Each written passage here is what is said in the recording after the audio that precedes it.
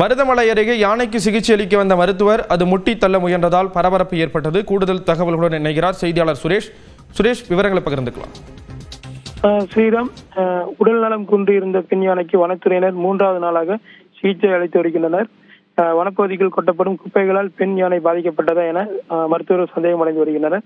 சோமையம்பாளையம் ஊராட்சிக்கு உட்பட்ட பகுதியில் சேகரிக்கும் குப்பைகள் மருதமலை மேற்கு தொடர்ச்சி மலை அமைந்துள்ள வனத்தை ஒட்டியுள்ள பகுதிகளில் டன் கணக்கில் கொட்டப்படுகின்றன. இதனை வனப்பகுதிக்குள் சுற்றித் திரியும் காட்டு யானைகள் அவ்வப்போது உணவாக உண்பதாக கூறப்படுகிறது. இந்நிலையில் கடந்த 17ஆம் தேதி குட்டியுடன் வந்த பெண் யானை உடல் நலம் குன்றி படுத்த படுக்கையானது. இதனைத் தொடர்ந்து சம்பவ இடத்திற்கு வந்த வனத்துறையினர் பெண் யானைக்கு தொடர் சிகிச்சை அளிக்கும் வகையில் உரியன், சுயம்பு ஆகிய 2 கும்கி யானைகளை டாப்ஸிலிருந்து கொண்டு வரப்பட்டது.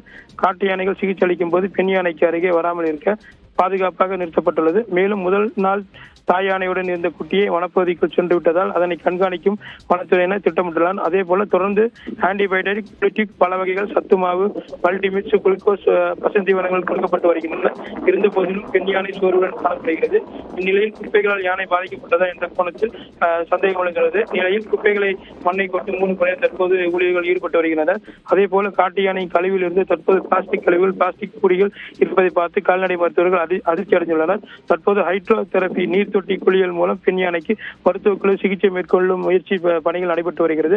அதற்காக குளுக்கோஸ் செலுத்தும் பணி நடைபெற்ற போது கால்நடை மருத்துவர்களை காட்டு யானை முட்டி தள்ளிய வீடியோ தற்போது பகுதியில் பரபரப்பாக ஏற்பட்டிருக்கு.